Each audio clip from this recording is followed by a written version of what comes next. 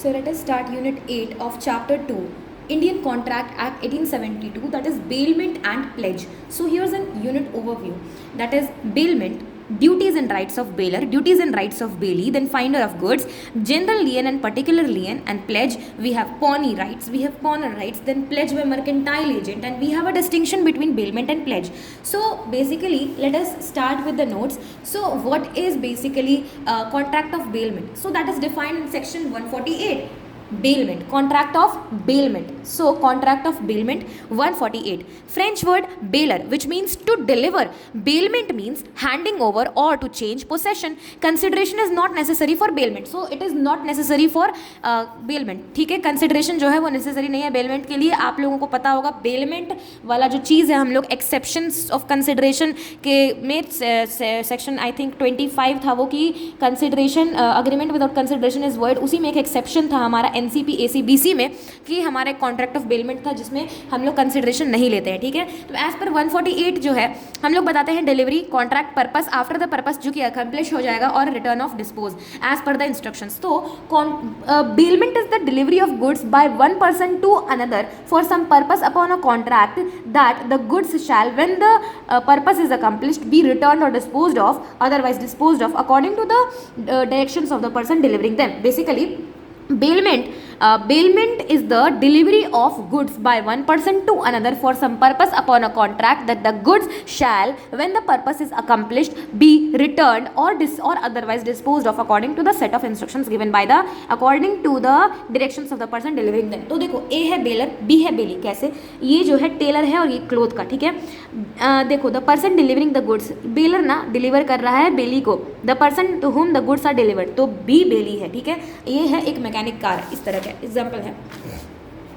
कुछ एसेंशियल्स होते हैं हमारे पास बेलमेंट के, जिसके लिए हम लोगों ने बोला CD पर्पस पोसेशन रिटर्न, यानी कि आपके पास होना चाहिए कॉन्ट्रैक्ट, डिलीवरी ऑफ गुड्स होना चाहिए जो कि एक्चुअल डिलीवरी हो सकता है, कंस्ट्रक्टिव डिलीवरी हो सकता है, आपके पास पर्पस होना चाहिए, पोसेशन ऑफ गुड्स होना चाहिए जो चेंज होते रहता है, पोसेशन ऑफ गुड्स चेंजेस. ठीक है, पर्पस होगा, पोसेशन होगा, रिटर्न ऑफ गुड्स होगा. ठीक है, तो CD पर्पस पोसेशन रिटर्न. ठीक है, कॉन्ट्रैक्ट, डिलीवरी ऑफ गुड्स, दो तरीके का, एक्चुअल, कंस्ट्रक्टिव. ठीक है, पोसेशन ऑफ गुड्स होगा, पर्पस होगा, पोसेशन होगा, रिटर्न ऑफ गुड्स होगा. ठीक है, अब हम लोग बात करते हैं कि एसेंशियल्स क्या है, मीनिंग और इंपॉर्टेंट पॉइंट. तो contract, bailment is based upon a contract. The contract may be express or implied. Important क्या है कि no consideration is necessary to create a valid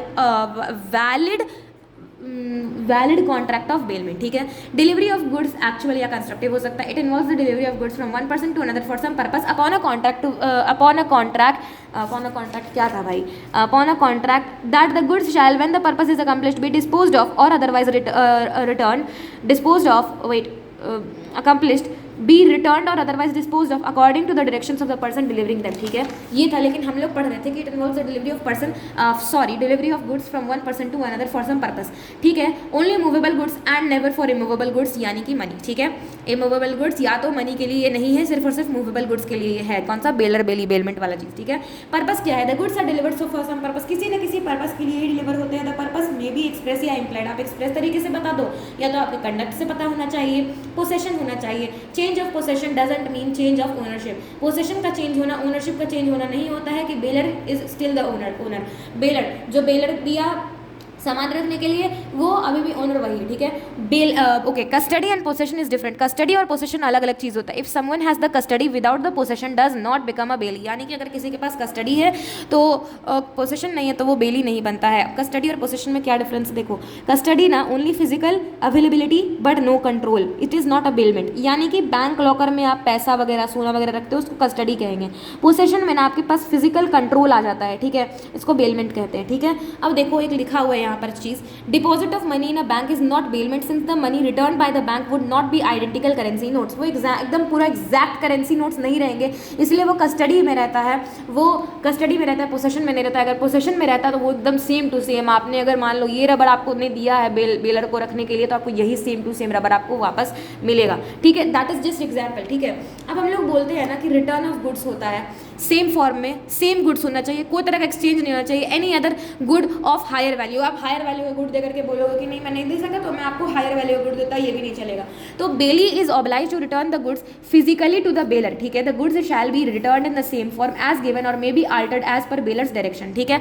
it should be noted that exchange of goods shall not be allowed, ठीक है, exchange नहीं होना चाहिए। That the baler cannot deliver some other goods even not those of higher value, अगर उससे ज़्यादा value का भी है तो भी आप नहीं कर सकते हो। अब देखो टाइप्स ऑफ बेलमेंट ना दो बेसिस पे होता है। पहला एक तो बेसिस होता है बेनिफिट पे, तीन होता है इसमें। For the exclusive benefit of bailor, सिर्फ और सिर्फ बेलर के एक्सक्लूसिव बेनिफिट के लिए। For the exclusive benefit of bailee, सिर्फ और सिर्फ बेली के बेनिफिट के लिए।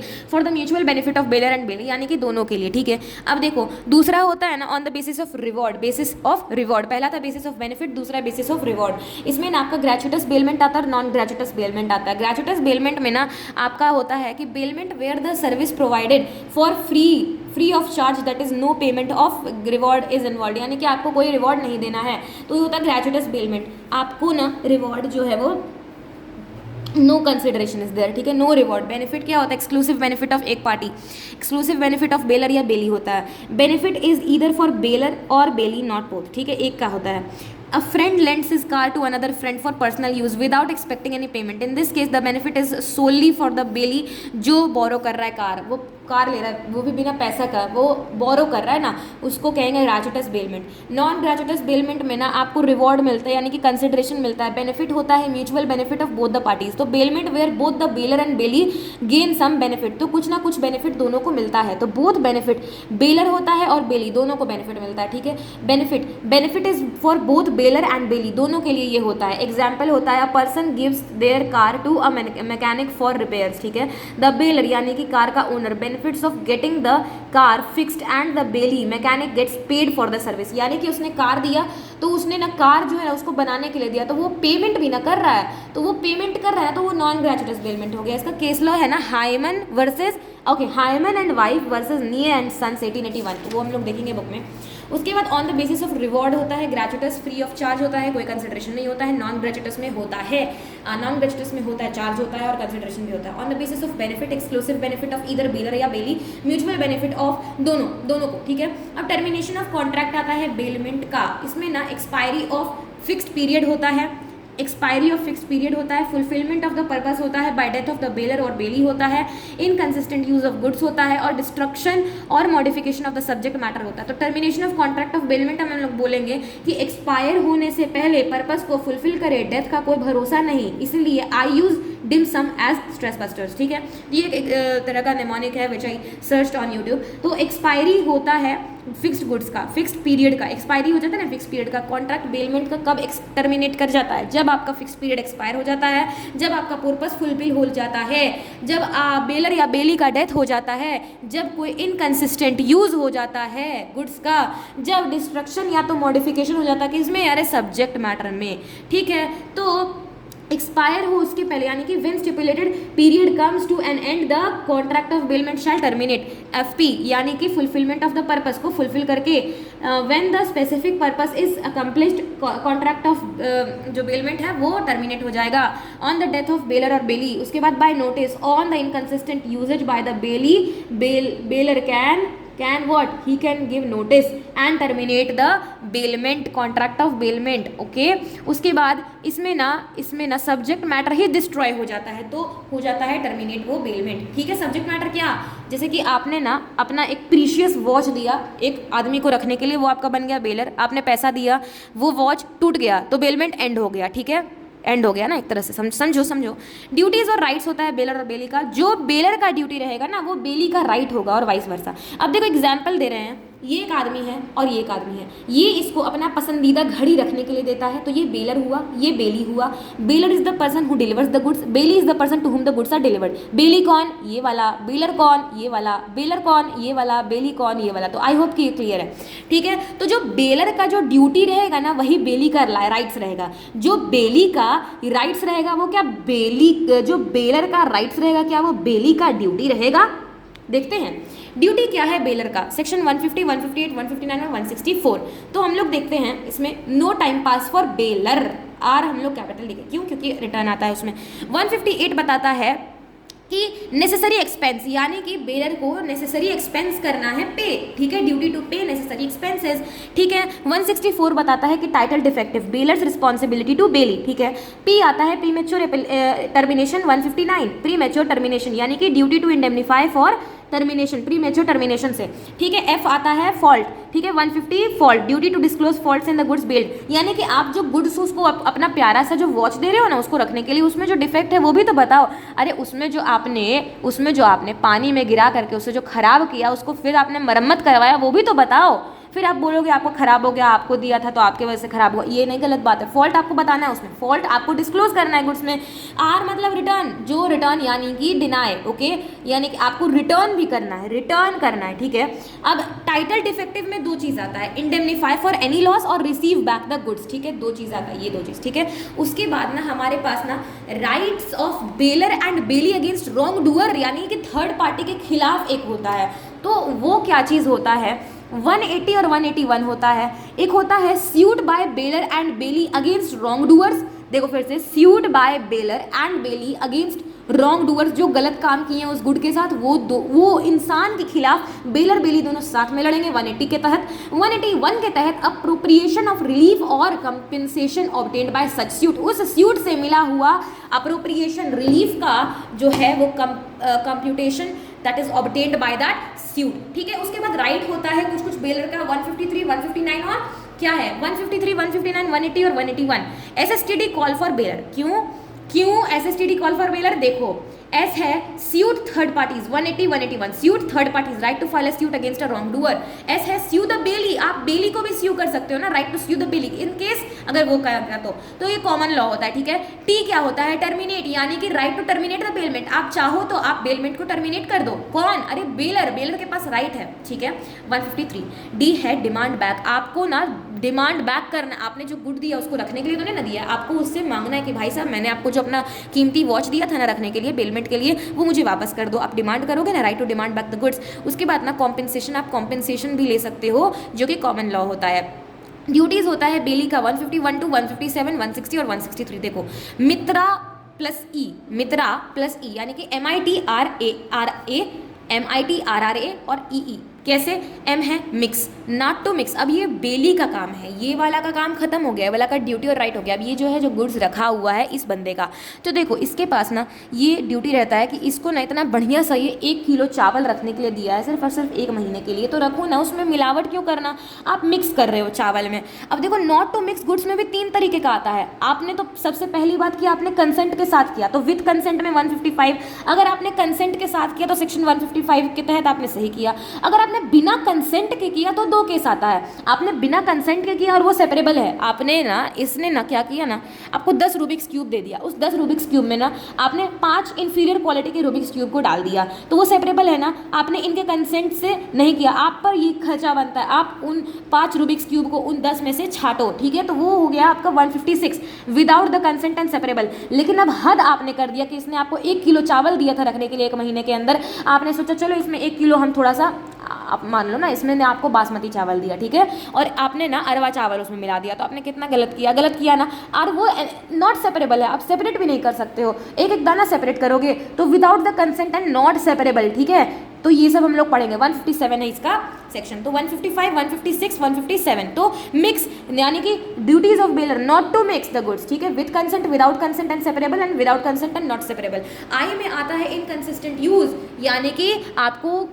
इनकंसिस्टेंट यूज ऑफ गुड्स नहीं करना है, ठीक है, सेक्शन 153, 154, ठीक है। टी है हमारा title adverse, not to set up adverse title, आपको खराब टाइटल नहीं लगाना है, टी कॉमन लॉ, ठीक है। आर होता है एक एक्सेप्शन है इसका 152 का एक्सेप्शन जो कि हम लोग पढ़ेंगे, रीजनेबल केयर रखना है आपको, take reasonable care of the goods as a man of ordinary prudence, you should take reasonable care of the goods which have been bailed for, okay, तो 151 और 152 उसका एक एक्सेप्शन है 152 का, ठीक है, देखेंगे। आर है एक रिटर्न, आपको गुड्स को रिटर्न भी ना करना, आपसे जब मांगा जाएगा आपको रिटर्न करना है गुड्स को, तो 160 और 161, ठीक है। ए प्लस क्या है, अक्रीशन, यानी कि एडिशन, यानी कि रिटर्न करना है, कोई भी एडिशन हुआ, कोई भी अक्रीशन हुआ उस गुड्स से, तो यानी कि एक बात समझो, देखो 163 कहता है ये, इसने ना अपना गाय ना इसको दिया, अब एक एक समझो ना 2 महीने के लिए दिया, ठीक है, 2 महीने के लिए। अब उन 2 महीनों के बीच में ना वो जो गाय था ना उसको ना एक बछड़ा हो गया, तो वो जो उसको गाय वापस कर रहा है तो ये बोलेगा ना कि आपने मुझे जो एडिशन है वो नहीं दिया, वो जो बच्चा भी है ना गाय का जो बछड़ा है वो भी मुझे दो।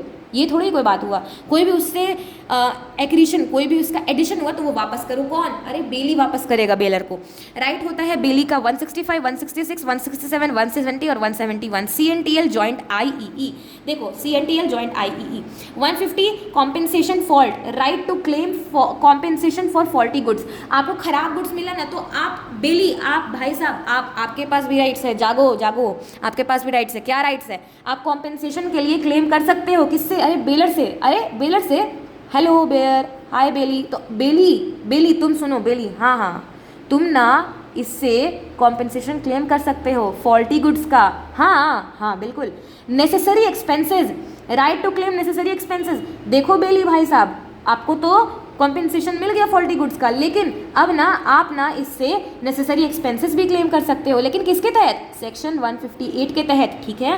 T title apply to court, आप ना right to apply to court for title decision, title decision के लिए आप कोर्ट में अप्लाई कर सकते हो। 167।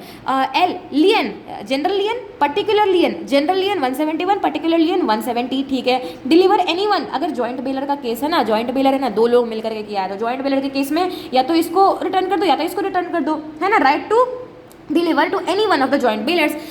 Okay, deliver any one of the joint bailors, ये तो हो गया। इंडेमनिटी, इफ डिफेक्टिव टाइटल तो राइट टू इंडेमनिटी, आपको इंडेमनिटी मिल सकता है कब? अगर टाइटल आपका डिफेक्टिव है 166 के तहत। तो देखो जनरल लियन होता है, पर्टिकुलर लियन होता है, लेकिन उससे पहले हम लोग बोलेंगे कि टर्मिनेशन ऑफ बेलमेंट, जो कि हम लोग पढ़ चुके हैं कि टाइम पीरियड एक्सपायर होने से पहले पर्पस को फुलफिल करो। नोटिस के साथ डेथ हो जाएगा, किसी का भी नहीं पता है ना, डिस्ट्रक्शन हो जाएगा, इसलिए आई यूज्ड इप्सम्स, ठीक है। तो एक्सपायर ऑफ टाइम पीरियड, ठीक है। Fulfilment of purpose bye notice, bye death, destruction of subject matter. अब देखो राइट्स ऑफ बेली आ गया, ठीक है। ओके, यहाँ पर ना आपको दिया गया डिफरेंस जनरल लियन और पर्टिकुलर लियन का, ठीक है। जनरल लियन है 171, पर्टिकुलर लियन है 170। डेफिनेशन है it is against the general balance of goods, particular lien against a particular good which is bailed, ठीक है। स्किल और लेबर, जनरल लियन में देयर इज नो कंडीशन और इन्वॉल्वमेंट ऑफ स्किल और labour, लेकिन particular lien में it happens only when skill and labour has to take effect, ठीक है। उसके बाद राइट्स क्या होता है जनरल लियन में? It is not automatic only if agreement mentions it, ये ऑटोमेटिक नहीं होता है सिर्फ और सिर्फ इसलिए क्योंकि अग्रीमेंट मेंशन करता है, लेकिन particular lien is automatic, not dependent on agreement. ये ऑटोमेटिक होता है पर्टिकुलर लियन, ये अग्रीमेंट पे डिपेंड नहीं करता। एग्जाम्पल हो गया ना जनरल लियन का, बट बैंकर्स या वॉरफिंगर्स, ठीक है, ब्रोकर्स एटसेट्रा, इन लोग के पास ऑटोमेटिक होता है फॉर अदर्स, लेकिन अदर्स के लिए अग्रीमेंट जो है वो रिक्वायर होता है, ठीक है। एग्जाम्पल हो जाएगा पर्टिकुलर लियन का फाइंडर ऑफ लॉस्ट गुड्स में बेली जो है वो अनपेड सेलर का काम करता है। ओ सॉरी हम लोग 2 एग्जाम्पल दे दिए, ओके गाइस देख लो, फाइंडर ऑफ लॉस्ट गुड बेली जो है वो और अनपेड सेलर का अलग अलग है, ठीक है, समझ लो, ठीक है। Okay, finder of lost good जो है ना वो बेली का काम करता है। ऐसा किसने बोला? 168, 169 ने बोला। कैसे? 168 ने बोला बेली। कौन बेली? फाइंडर ऑफ लॉस्ट गुड बेली, है ना। अब देखो ही इज अ बेली, कौन बेली? अच्छा, हम लोगों ने फाइंडर ऑफ लॉस्ट गुड एक बार सेक्शन आई थिंक 72 या 73 था जो हम लोगों ने पहले पढ़ा था, ओके हम लोगों ने कुछ ही पीछे पढ़ा है, शायद 72 या 73 के सेक्शन में, and it is right here हमने पढ़ा है। यहाँ पर आप लोग देखेंगे ना cases deemed as quasi contract में, यहाँ पर दिखेगा आपको 71 section responsibility of finder of goods. तो हम लोग वो बात नहीं कर रहे हैं, हम लोग finder of lost goods section 168 का बात कर रहे हैं बेलर बेली वाले केस में, कि फाइंडर ऑफ लॉस्ट गुड में ना he is a bailee, he should take proper care as a man of ordinary prudence, put efforts to find the owner, he has right to retain the goods until he receives the compensation, no right to sue the owner for compensation, आप compensation के लिए sue नहीं कर सकते हो, for trouble and expense voluntarily incurred by him in finding the owner and preventing him the goods to be found, यानी कि आप प्रिजर्व कर रहे हो गुड्स को ताकि वो लेके चला जाए, लेकिन right to sue the owner for reward and retain the goods as well, ठीक है। लेकिन आप कॉम्पेंसेशन के लिए तो नहीं स्यू कर सकते हो कि मैंने आपका सामान ढूंढा मुझे कॉम्पेंसेट करो, इसके लिए तो नहीं, लेकिन हाँ भाई साहब मैंने आपका सामान ढूंढा, चलो मिठाई खिलाओ, मैं आपको तब तक सामान नहीं दूंगा, वो आप कर सकते हो। कितना मतलब अजीब बात है ना। ठीक है। 169 कहता है ना right to sell the goods, हाँ bailee finder of the lost good ना सेल भी कर सकता है। सेक्शन 168 तो मीनिंग बता दिया, सेक्शन 169 बता दिया कि आपको अगर नहीं मिला फाइंड, आपको नहीं मिला असली ओनर, तो आप क्या कर सकते हो, if the owner can not be with reasonable diligence be found or if he refuses upon demand to pay the lawful charges of the finder when the thing is in danger of perishing or losing the greater part of its value, अगर उसका बहुत ज़्यादा बड़ा value loose कर रहा है, आप उसको रखे हुए हो इसलिए, when the lawful charges of the finder in respect of the thing found amount to 2/3 of its value, यानी कि 2/3 आपका खर्चा करने का जो पैसा है ना आपको ओनर फाइंड करने के लिए, उस पर्टिकुलर चीज़ का 2/3 लग रहा है उस वैल्यू का, तो आप क्यों पागल हो, आप क्यों करोगे, वो गलत है। ठीक है, तो 169 बता दिया, आप सेल कर सकते हो। राइट्स और ड्यूटीज़ क्या होते हैं, राइट्स होते हैं ना, he can resell if can't find the true owner and perishable और एक्सपेंसेस 2/3 है तो, retain the goods until true owner is found, ठीक है, स्यू फॉर रिवॉर्ड कर सकते हो, लेकिन लियन फॉर नेसेसरी एक्सपेंसेस भी आप लोग कर सकते हो। ड्यूटी क्या होता है कि he is a bailee, he to take proper care as a man of ordinary prudence, put efforts to find the owner and do not mix or personal use, आप पर्सनल यूज के लिए use नहीं करोगे। Section 172 बताता है contract of pledge, the bailment of goods as security for the payment of a debt और performance of a promise is called pledge. तो आप bailment of goods as a security, आप सिक्योरिटी के लिए देते हो ना, तो उसको हम लोग क्या कहते हैं, उसको प्लेज बोलते हैं। लेकिन बेलमेंट में क्या रहता है, बेलमेंट में आप सिर्फ और सिर्फ ग्रेचुटस या तो नॉन ग्रेचुटस या तो for the sole purpose of, या मतलब कि देखो हम लोग क्या कह देते हैं, फॉर द बेनिफिट आप बोलते थे, या तो आप रिवॉर्ड के बेसिस पे बोलते हैं। बेलमेंट क्या होता है, bailment is the delivery of goods by one person to another for some purpose upon a contract that the goods shall when the purpose is accomplished be returned or otherwise disposed of according to the instruction of the person delivering them. लेकिन contract of pledge होता है ना, the bailment of goods as security for payment of a debt और performance of a promise is called pledge. यानी कि अगर हम लोग बोलेंगे क्या प्लेज बेलमेंट होता है, तो हम लोग बोलेंगे हाँ प्लेज बेलमेंट होता है। क्या बेलमेंट प्लेज होता है? नहीं, प्लेज तो एक तरीके का बेलमेंट है। ठीक है, समझ में आ गया ना। The bailor is in this case called पॉनर, baler जो बेलर दे रहा है, जो रखने के लिए सामान दे रहा है कि भाई साहब लो ये जो रबर है ना ये आप रखो, ठीक है, तो वो हो गया पॉनर। जिसको दे रहा है लाइए लाइए भाई साहब मैं इसका बहुत अच्छे तरीके से केयर रखूँगा, आपका रबड़ मेरा हवाले, वो हो जाएगा पॉनी। लेकिन ये किस चीज़ के लिए, आप सिक्योरिटी के लिए दे रहे हो, क्या के लिए, पेमेंट ऑफ डेट या परफॉर्मेंस ऑफ अ प्रॉमिस के लिए। तो 172 to 182 of Indian contract act 1872 deals with the contracts of pledge. ठीक है, यहाँ पर देखो ये है प्लेजर, ये पॉनर भी कहते हैं, प्लेजर या पॉनर दोनों सेम है, प्लेजी या पॉनी सेम है। तो ये ना ए जो है ना ये लेंड करता है money against jewellery as security, यानी कि मनी देता है किसको, अरे मनी दे रहा है, lends money against jewellery as a security, से ज्वेलरी ले रहा है, इसको मनी दे रहा है। The person pledging the goods as security, अच्छा ये अगर ज्वेलरी दे रहा है ना इसको, ये जो प्लेजर है ना, प्लेजर पॉनर, ये ज्वेलरी दे रहा है प्लेजी या पॉनी को, बैंक को, ठीक है, lends money against jewellery as security, अच्छा यानी कि मनी दे रहा है ज्वेलरी के बदले, ठीक है। तो person pledging the goods as security, pawnee या pledgee, the person to whom the goods are pledged as security, जिसके पास ना आया वो ज्वेलरी, ठीक है, फॉर स्पेसिफिक पर्पस सिक्योरिटी, ठीक है, स्पेसिफिक पर्पस सिक्योरिटी के बेसिस पे, ठीक है। प्लेजर या पॉनर होता है बेलर, प्लेजी या पॉनी होता है बेली। प्लेज होता है type of bailment only goods given as security for payment of क्या, डेट, ठीक है। एसेंशियल एलिमेंट्स होता है प्लेज का, वो तो सेम रहता है, सीडी पर्पस पोसेशन रिटर्न तो सेम रहता है, एक तो होता है कॉन्ट्रैक्ट, एक होता है डिलीवरी ऑफ गुड्स होता है, पर्पस ऑफ डिलीवरी होता है, पोसेशन ऑफ गुड्स होता है, रिटर्न होता है,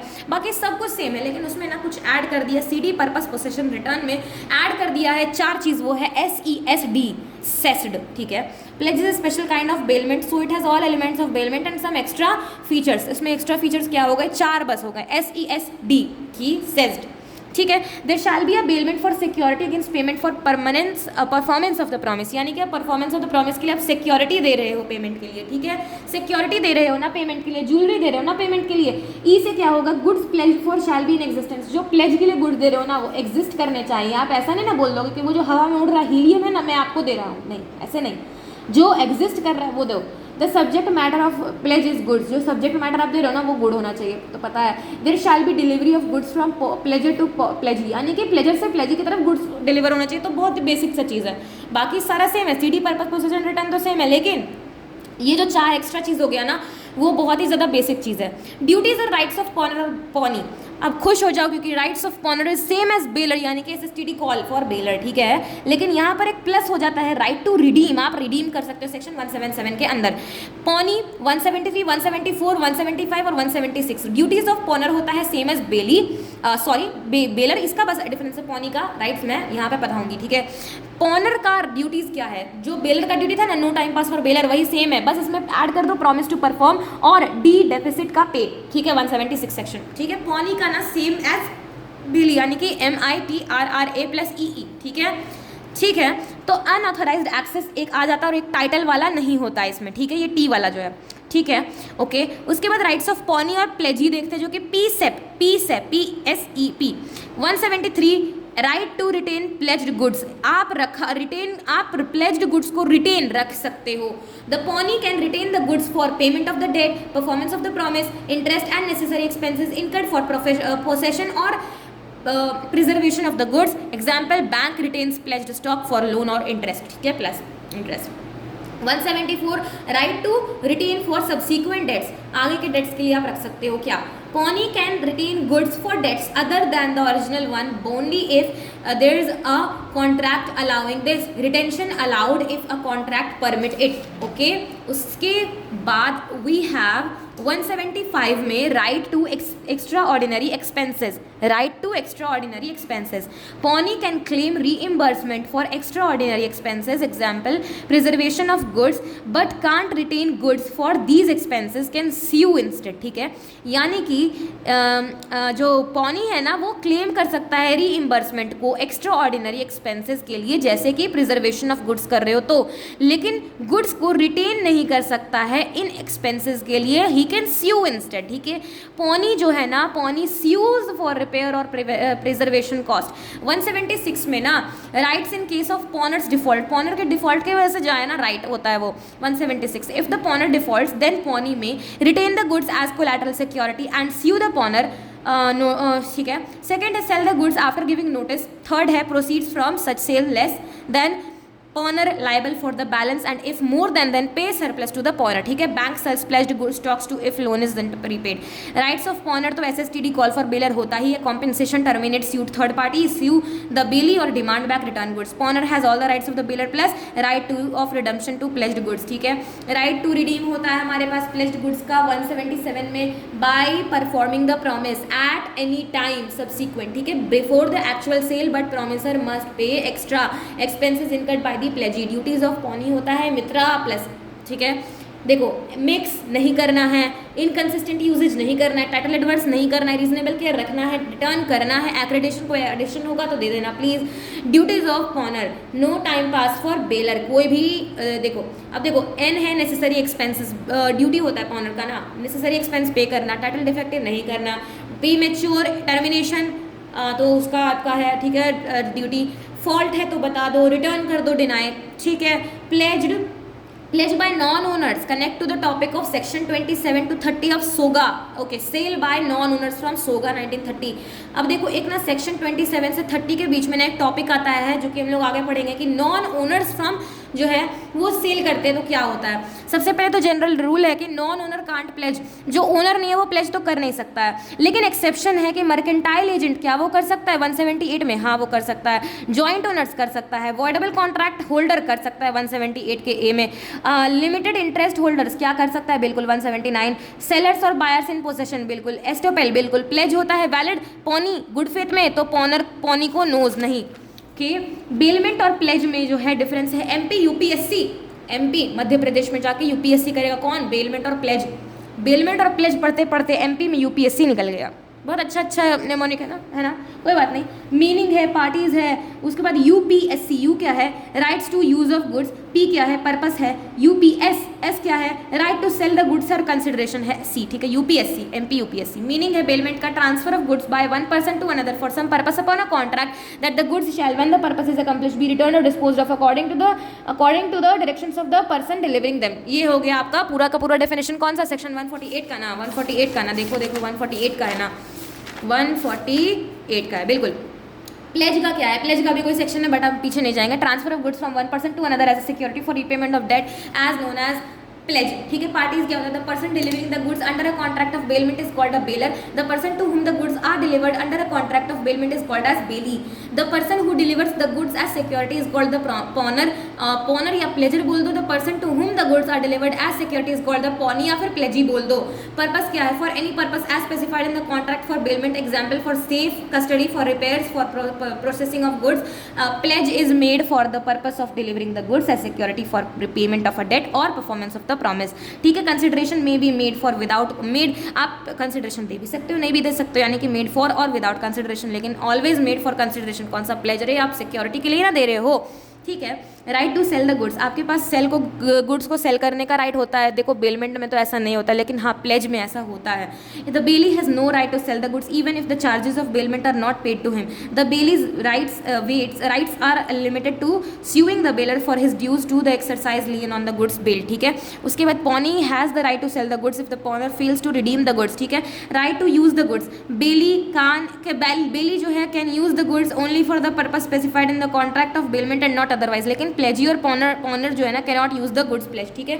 this was the notes। अब हम लोग बात करते हैं मॉड्यूल में, तो ये तो हमने पढ़ लिया। बेलमेंट क्या है ना, बेलमेंट फ्रेंच वर्ड बेलर से डिवाइन किया गया है। बलियर, बलियर मैंने क्या लिखा, हमने बेलर लिख दिया है, तो ये है French word bailler, bailler, okay. French word BALLEIR,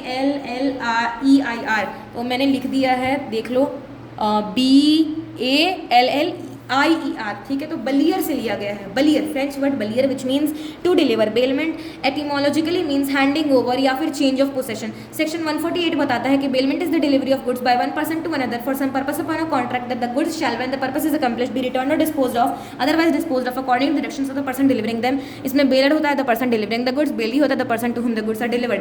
essential elements होता है CD, purpose, possession, return. Contract, bailment is based upon a contract, the contract may be express or implied, no consideration is necessary to create a valid contract of bailment, ठीक है। Delivery of goods होता है, it involves the delivery of goods from one person to another for some purpose. Bailment is only for movable goods or never for immovable goods or money. The delivery of possession of goods is of following kinds. Actual delivery होता है, symbolic delivery होता है। अब देखो सोगा में ना 3 तरीके का डिलीवरी होता है। सेल ऑफ गुड्स एक्ट का बात कर रहे हैं, एक्चुअल डिलीवरी होता है, कंस्ट्रक्टिव डिलीवरी होता है और सिंबॉलिक डिलीवरी होता है। लेकिन हम लोग बात करें इंडियन कॉन्ट्रैक्ट एक्ट का, तो यहाँ पे 2 ही डिलीवरी होता है। Actual delivery when goods are physically handed over to the bailee by the bailor, example delivery of a car for repair to workshop. Constructive delivery होता है where delivery is made by doing anything that has the effect of putting goods in the possession of the bailee or of any person authorised to hold them on his behalf, example delivery of the key of car to a workshop dealer for repair of the car। Purpose क्या होता है, the goods are delivered for some purpose, किसी purpose के साथ the purpose में भी express or implied, implied भी हो सकता है, एक्सप्रेस भी हो सकता है। Possession, in bailment possession of good changes, change of possession can happen by physical delivery or by any action which has the effect of placing the goods in the possession of bailee. The change of possession does not lead to change of ownership in bailment, bailor continues to be the owner of the goods where a person is in custody without possession he does not become a bailee, okay. For example a servant of a master who is in the custody of goods of the master does not become a bailee. Similarly depositing ornaments in a bank locker is not a bailment, क्योंकि आपको ना ये possession है, ये bailment नहीं है, आपका possession है ये, ठीक है। Because ornaments are kept in the locker whose key are still with the owner and not with the bank, ठीक है। The ornaments are in possession of the owner though kept in the locker, तो ये bailment का case नहीं हुआ। Return of goods, bailment is obliged, bailee जो है ना वो ऑब्लाइज्ड है to return the goods physically to the bailor. The goods should B return in the same form as given और may be altered as per bailor's direction. It should be noted that exchange of goods should not be allowed, the bailee cannot deliver say some other good, कोई दूसरा good नहीं, even when those higher value, अगर दूसरे higher value का भी हो तो भी मत देना please. Deposit of money in a bank is not bailment since the money return by the bank जो है वो आइडेंटिकल करेंसी नोट्स नहीं रहेगा। जो आपने नोट दिया था कि आपको वही मिलेगा आप जब जमा करोगे पैसा, तो बिल्कुल नहीं, ऐसा नहीं होता। आपको दूसरा नोट भी मिल सकता है, मिल सकता भी क्या होता है, मिलता ही है, जनरली यही होता है। टाइप्स ऑफ बेलमेंट होता है ना 2 तरीके का ना, पहले होता है ना on the basis of benefit, bailment can be classified into 3 types. For exclusive benefit of bailor, यानी कि the delivery of some valuables to a neighbour for safe custody without charge, ठीक है। For the exclusive benefit of bailee, आप ना bailee के benefit के लिए, the lending of a bicycle to a friend और for his use without charge, ठीक है। आप बाइसिकल दे रहे हो अपने दोस्त को चलाने के लिए बिना किसी चार्ज से, एक तरह का ग्रेचुइटस बेलमेंट हो गया ना, बट नहीं, हम लोग बोलेंगे एक्सक्लूसिव बेनिफिट ऑफ बेली, ठीक है। For mutual benefit of bailor और बेली, दोनों के लिए म्यूचुअली बेनिफिट हो गया। कैसे कैसे giving a watch for repair, आप रिपेयर के लिए वॉच दे रहे हो ना, तो आप उसको पैसा भी ना दे रहे हो, पे उसको रिपेयर करने के लिए, बेसिक थिंग है। Okay, on the basis of reward bailment can be classified in 2 types. Reward के बेसिस पे 2 तरीके का होता है, ग्रेचुटस बेलमेंट होता है, word gratuitous means free of charge, यानी कि a gratuitous bailment is one when the provider of service does it gratuitously, that is free of charge. Such bailment would be either for the exclusive benefits of bailer or bailee. Non-gratuitous bailment. Non-gratuitous bailment means where both the parties get some benefit, that is bailment for the benefit of both bailer and bailee.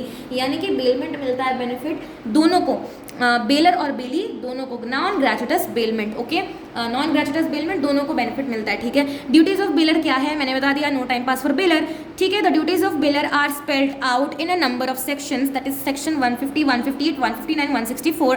These are categorised under the 2 following headings. Duties क्या है, disclose known facts, आपको जो पता हुआ है वो बताओ please. Bear necessary expenses, bear भालू नहीं नहीं, अरे नहीं, आपको ना नेसेसरी एक्सपेंस का बोझ उठाना पड़ेगा। इंडेमनीफाई करो बेली को, कैसे, उसको उसके पहले कंडीशन पे लाओ, अगर उसके कुछ गलती हो गई तो, मतलब आपसे कोई गलती हो गई तो। Bound to accept the goods, आपको एक्सेप्ट करना होगा गुड्स, आप उसको दे नहीं सकते हो ना ऐसे ही, ठीक है। These are enumerated hereunder. Bailor's duty to disclose faults in goods bailed, यानी कि आपका जो फॉल्ट पता है वो करो। Bailor is liable if aware and did not disclose, यानी कि बेलर लाइबल होगा अगर वो उसको पता है और उसको नहीं बताया, ठीक है। सेक्शन 150 कहता है fault the bailor is bound to disclose to the bailee faults in the goods bailed of which the bailor is aware और and which materially interfere with the use of them or expose the bailey to extraordinary risks, and if he does not make such disclosure he is responsible for damage arising to the bailey directly from such faults. A lend करता है एक horse which he knows to be vicious, यानी कि मतलब खतरा हो सकता है B के लिए। He does not disclose the fact that the horse is vicious, तो horse runs away, भाग जाता है। B is thrown and injured, B फेंका जाता है, उसको चोट लग जाता है। A रिस्पॉन्सिबल होता है B के डैमेज का, ठीक है। उसके बाद हम लोग बात करते हैं basically in case of non gratuitous bailment, bailor liable whether or not he is the owner, okay. तो बेलर